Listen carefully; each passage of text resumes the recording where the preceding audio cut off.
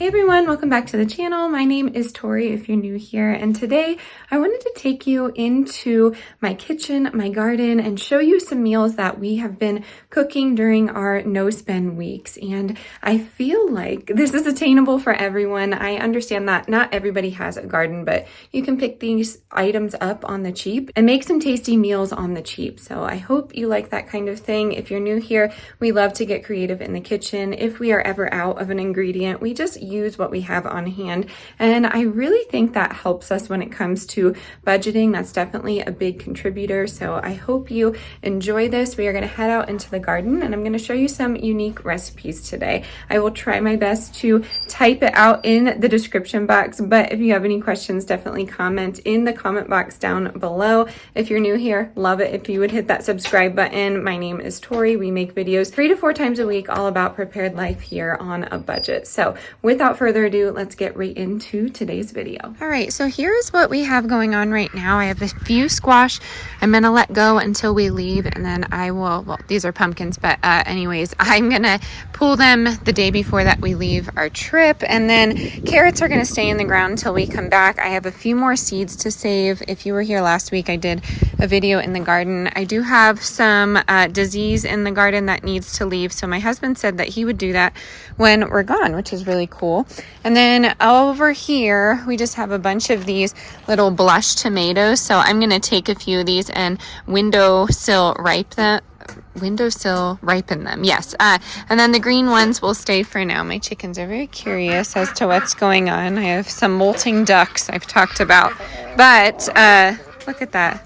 That is from today. They had a bath and that's what happens. But anyways, yeah, we are going to grab some eggs and we'll put that into our little, I guess, meal prep, we shall call it. I need some basil. I'm going to make some pesto. And then we also have more zucchini to get after in here. Just like a bunch. Look at that. It's everywhere. Zucchini is prolific here, which is good. And then nasturtium, we're going to use the leaves and the flowers. I dug up some sweet potatoes for a few recipes, and then I do have some beets we'll leave in the ground. And then over here we have beans. We're just going to leave them. I don't need them for anything right now, but I do have some bell pepper over there, banana pepper, I have pineapple sage, and I think that's just about it. That's really the only thing I needed for the recipe. So right now I'm going to take the nasturtium flower. We are going to put that in a really cute, pretty dish. I know it doesn't have to be cute and pretty, but nasturtium is relatively easy to grow. They do great in most climates, so I've heard, and they're just, I don't know, nice to have. The leaves taste kind of like a peppery flavor, an arugula, but more, I guess, I don't know. It's the same kind of consistency as arugula, but I get a peppery flavor out of my nasturtium. So I think that will be really tasty in some sort of salad. So I'm going to bring these inside. Beautiful orange color. And then I'm also going to be bringing some basil in as well. And then I will meet you inside with the rest of our haul. Okay, the kids are trying to sit down and watch a show while I do this. We'll see how long that lasts. But I have some rose hips here. I'm going to make a sweet sauce with that. I think it will be really, really tasty. I have some nasturtium. I brought some basil in, 2 acorn squash, a zucchini, and then I have a ton of potatoes that I'm not going to save, so I'm just going to use them for something. So I am going to start cooking, and I will probably voice over what exactly I'm doing, but this will be in addition to some things that I have on the shelf, and I wanted to show you some of those meals as well as some other ones that we've been going through this week with things that we have on hand. So I hope this is fun. I hope this gives you an idea to get a little creative with what you have and just to taste different flavors, because I've always been so hesitant, and honestly putting random flavors together really has gotten me out of my comfort zone. So yay, I'm excited.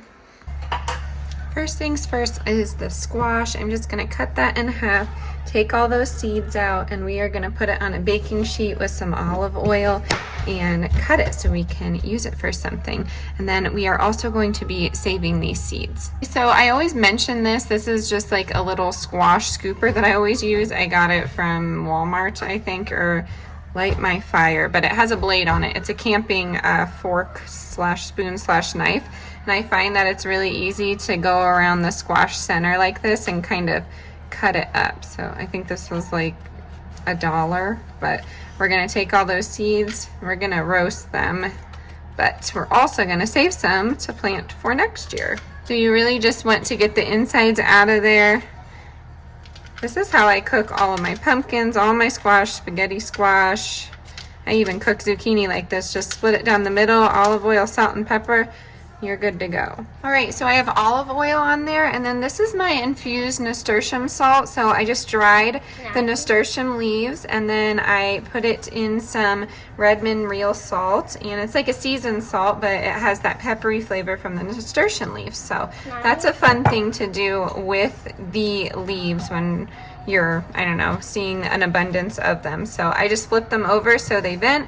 They're going in a oven at 400 for probably 30 minutes, but we shall see. Keep an eye on them. Okay, so now we just have these red potatoes, and I washed them off, and I'm going to boil them and make them into a potato salad for the week. I think it will be really tasty, and we're gonna make some homemade mayo with the eggs that we got from the coop and some other herbs that we got as well. So it's kind of like an aioli, I guess, if it has some other flavors to it. But yeah, that is what we're making. All right, our potatoes are boiling here, and now we're gonna start on our zucchini. I'm gonna shred it, show you how I get all the moisture out of it, and then go from there.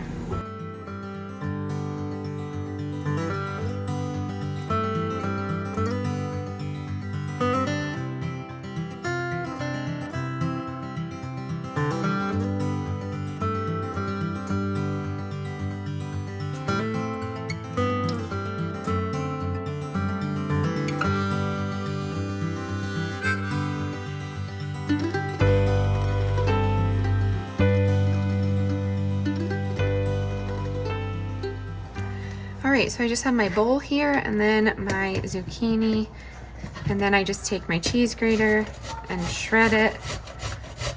It looks like that. Once I get all of this, I just pour some salt on it, let that sit, and that just gets all the moisture out so we can have whatever we need for our recipe. And my plan is to make crispy fritters with these, so that is the plan there.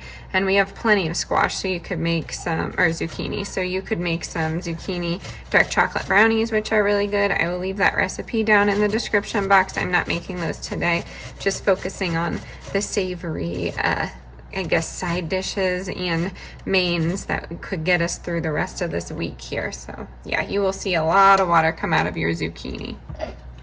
All right, so I have my shredded zucchini here, and what I do is just add some Redmond's real salt to it, probably a teaspoon, maybe a tablespoon now that I think about it. But that is just to draw out the water, and you will see it kind of instantly get some moisture out. And then from here, you are going to be taking a whatever, like a kitchen towel. You could, you know, take a nut milk bag if you have one, like a flour bag, and you want all that water to be squeezed out of these so you can make a crispy fritter. Otherwise, you're kind of stuck with this moisture, and inside of the fritter, it just gets a little bit too moist, and it's just not very tasty. So we're gonna let that sit for a little bit. Now we're moving on to our smoky sauce. So I have an onion here, my one and only onion from the garden this year that is this size. So I'm probably gonna do, I don't know, an 1/8 cup, a 1/4 cup of onion. And we are making like a sweet smoky sauce. So it could be considered a barbecue sauce, but rose hips have many uses, but my favorite is to make it into this sweet sauce. And if you don't have rose hips, you could use rhubarb, you could use hibiscus, I'm sure you could use even nasturtium, but like some sort of flower that kind of adds a sweetness. And yeah, go from there. You could even use apple if you don't have any of that stuff. I've done that before. But essentially, you just need onion. You're going to need whatever you're using. So I have rose hips. I just took the stem off of it, and all I'm doing is cutting off like the brownish part here. And then the other side I'll do the same with. And sorry, you just boil these in there with the rest of whatever you're putting in there. So I'm going to do some tomatoes and then maple syrup, a little bit of smoke with paprika or liquid smoke. You can use vinegar. I mean, there's a bunch of stuff. Of course, I will leave these down in the description box for you, but they're really fun to make, and this is definitely something that you kind of just go outside of your comfort zone and wing it. So you will see that I separated the rose hips and then I just cut away some of the bad stuff, but the pods are inside there, so I took those off, but you can see some seeds here, seedlings, and then you just put this in your pot. So I have onions in there, in go the hips, and then I'm gonna put some tomato as well. All right, so in here I just have a little bit of olive oil, tomato, and then just a splash of water. And we are gonna get those nice and soft. It'll probably simmer for around 20 minutes before we add the rest of the spices and seasonings. All right, the zucchini's almost ready. I'm just gonna take it in this towel that I have. Just a loose thread count works, and then you're gonna try and squeeze all the water out of it.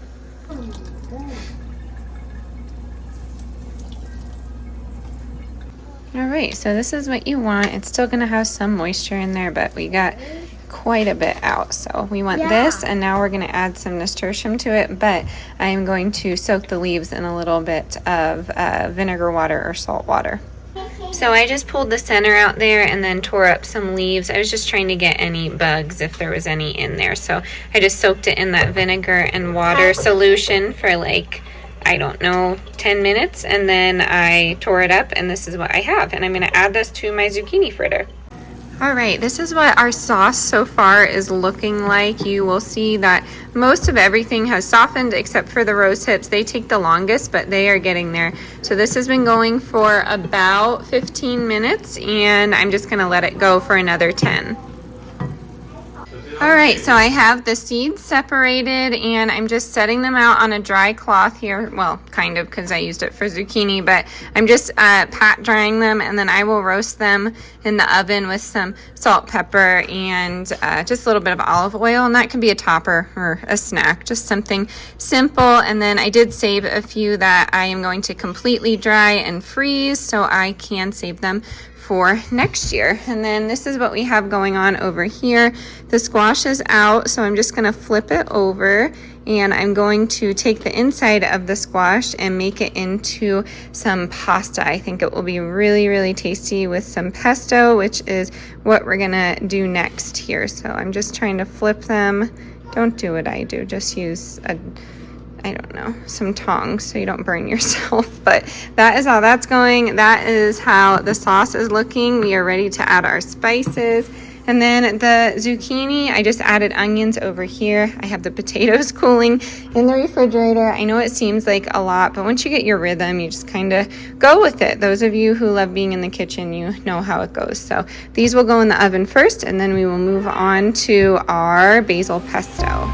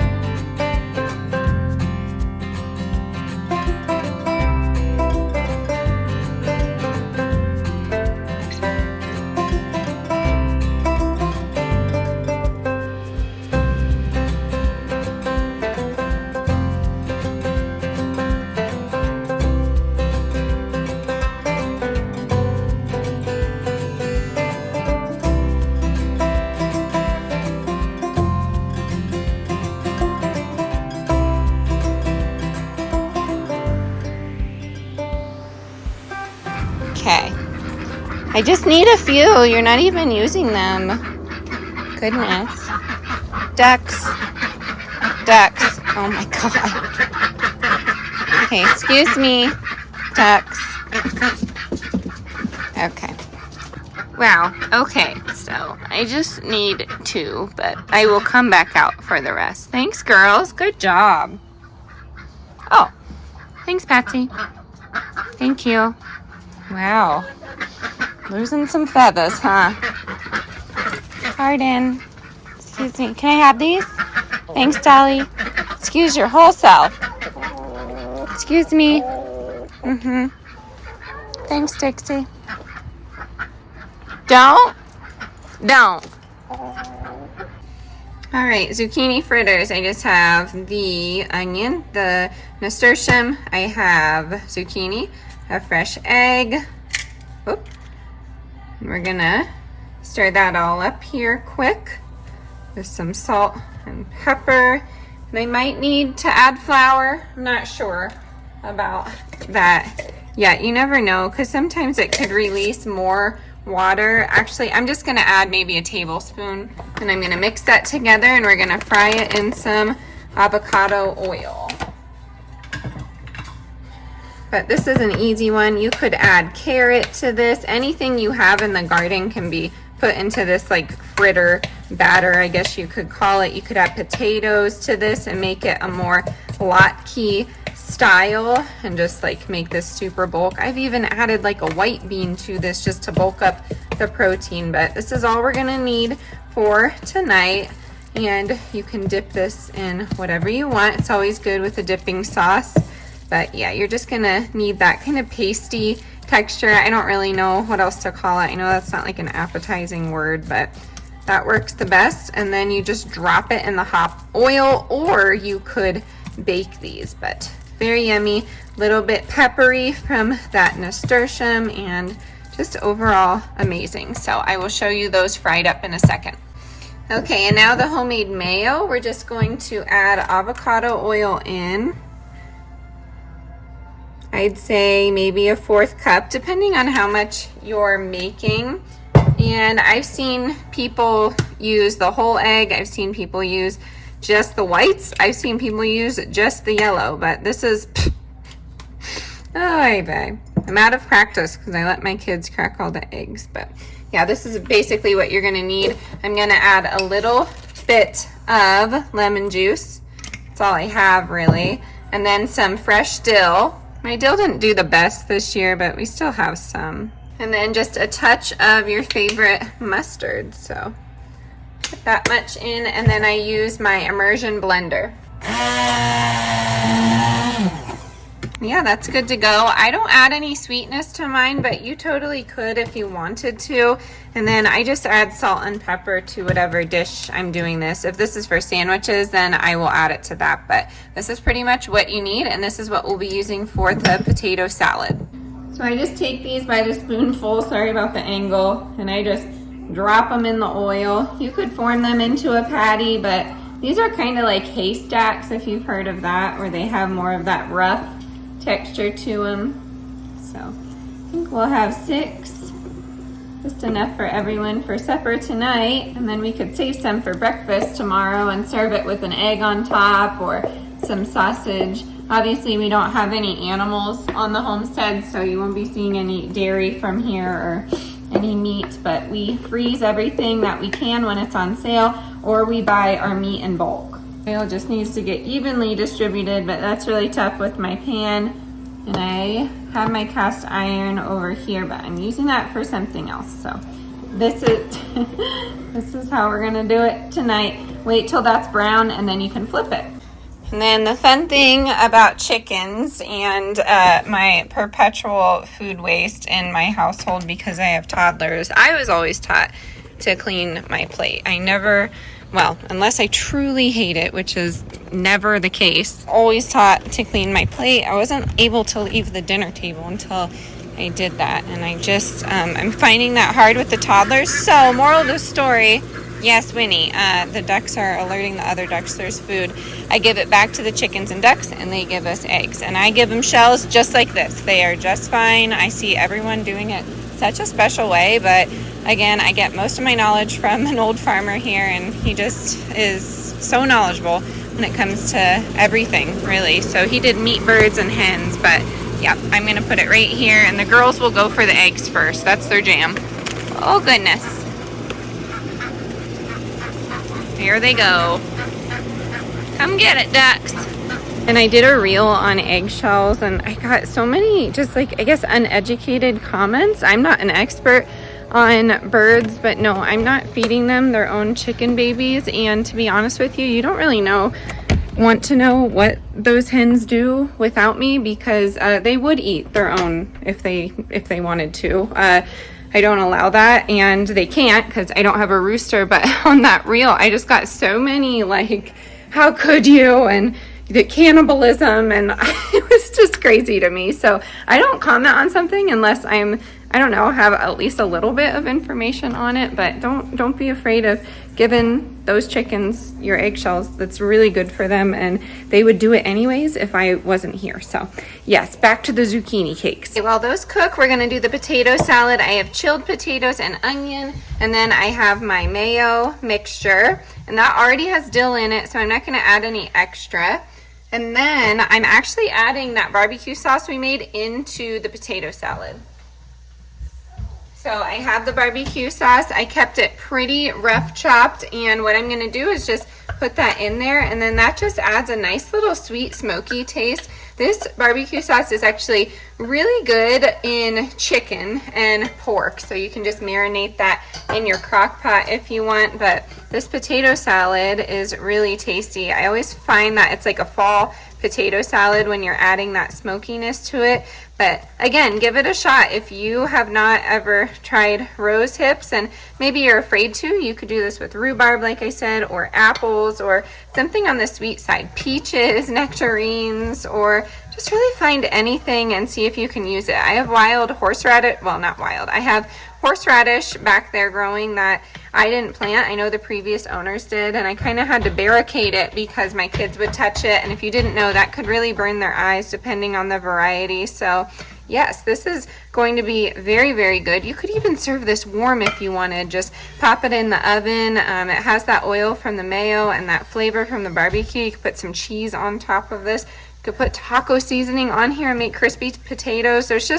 There's a lot that you can do with just a plain vegetable, and it's really helpful to have when we are doing these no-spend weeks, months, however long we can make it. So this is better the next day. I'm going to let this chill in the fridge, and we are moving back to the zucchini fritters. All right, then this next one, I got out my big cutting board, rings off, and what you're going to do is make your squash into a pasta. Another thing that you could do with this is mix it with some ricotta, and you could put it inside a pierogi, and this squash could be your pierogi dough, or it could be the inside of it. Just really depends on your flavor palette. I find that this is pretty nutty, so hence, you know, acorn squash, but I find that it's really good with that pesto. That garlic, that fresh garlic, really just makes it, I don't know, taste super creamy and rich and just great for fall. And somehow I didn't add pecans, or walnuts. I usually don't add pine nuts because of the cost, but I add whatever I can to my pesto. I honestly can't taste a difference without those pine nuts, but I wouldn't say I have really a refined palate, so depends on what you like. I'm not trying to be a professional chef here, just trying to not let things go to waste, and I'm trying to utilize what we have on hand. I think that's an important tool that my parents taught me, and I would really like it if my kids took it into adulthood. If they don't, hopefully their significant other, if they find one, will do that, because I just think it's a good skill to have for anyone. So what I'm going to do is get all this out of here. I'm going to do some salt, and I'm going to do some flour, and we're going to mix it together into a ball of dough. I'm not going to let mine rest because I don't feel like it needs to, but you totally could if you wanted. Could even add an egg to this if you want. Not going to do that, but it helps with the integrity. Then we're going to roll it out and see what shape pasta we're going to do. I don't even know yet, so we'll see. The chickens will really enjoy this, so I'm giving it right back to them. So I will be back, and we will start with our pasta noodle mixture thing. All right, so we're starting to get the consistency that we want, and I forgot I always make gnocchi when I do squash pasta, so I'll probably do that. I don't have a pasta press. I used to, but I used it to do printmaking with. If you didn't know, I'm an artist, so I probably shouldn't have done that, but yeah. I am starting to feel it get a little bit moist, so I'm just going to allow it to rest for a second. I know I said I wasn't going to, but I am because I forgot I was going to do the gnocchi. I'm going to get a pot of water boiling, and then I'm going to put that in there and until they float to the top, kind of like a pierogi. And then I'm going to put it on the frying pan with some of that pesto and call it good. Okay, it's rested. I am just going to cut it in half and work with one piece at a time. As you can see, it's just still a little sticky. I always have trouble with that, but eventually it comes out in the consistency that I need, that dry, thick pasta consistency.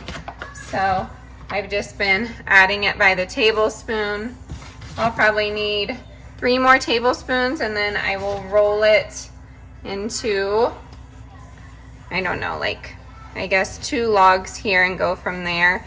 I know it seems like a lot of flour, but I just measured it out and it's about 2.5 cups to 2 acorn squash. So if you're gluten-free, try something different. I do almond flour. I've even heard, I've seen it done before, taking a sunflower stalk and using that, you dehydrate it and then you blend it down into a flour. So maybe you don't have any flour on hand. Maybe you don't feel like grinding those wheat berries I always tell you to stock up on, but I've never tried that. I don't know what it would taste like, but it's really interesting to me. So maybe we will try that at some point. I'm not sure if I want to get into that venture, because that would be a way to avoid having to grow wheat, because I just don't think we'd get enough. I talked about growing corn in the past as an alternative, so we might do that at some point. But yeah, this is definitely the consistency I wanted. So 2.5 to 3 cups of flour, depending, because your acorn squash may vary in size, and I think you're good to go. So this will be enough for dinner tonight. I will wrap this one up and put it in the freezer or fridge. You can do that with pasta dough if you didn't know. And we are going to get this in my pot that's boiling. But yeah, I'm just going to do this. I am not taking them off and putting them on the fork to make those lines. That's just not something that's important to me, but I can break that in half probably. Roll it and then roll it down like this. You could also make these into dumplings if you wanted. Make chicken and dumplings. You could make a halushki with this, like the traditional way of making halushki, making your noodles, but just trying to give you options, because I always get people saying, I don't like that. Well, then you probably shouldn't make it. But yes, these are going in some boiling water, frying them up on a pan, and I will see you then.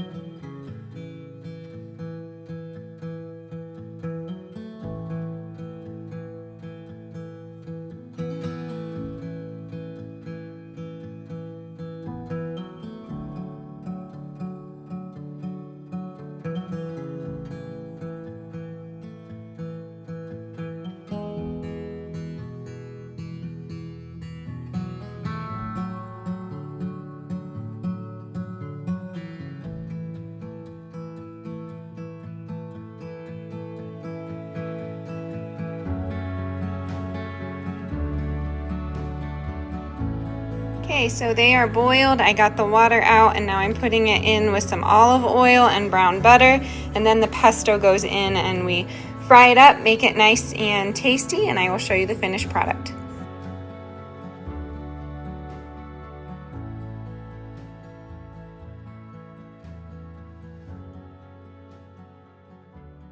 And then here's my plate. I just have some Parmesan on the gnocchi. I did a zucchini fritter and barbecue potato salad. I know, very different pairings, but hey, it is food and everybody likes it. So that is a plus. Alrighty, that is gonna do it. Thank you so much for being here with me today. I hope this inspired you to get creative in the kitchen. Let me know your favorite pantry meals or any meals that you have come up with that are a bit unique. Again, if you have any questions about the recipes, just drop it in the comment box and I will try my best to get back to you. We are slowly approaching our trip home, so if you see not so so many videos of mine. Don't panic, I'm still around. I just am traveling, so just stick with me if you are curious about what's going on. You, oh baby, can check out the other channel and you will know what's the haps and all of that. So as always, stay adventurous, stay creative. I'll catch you on the next one. Bye everyone.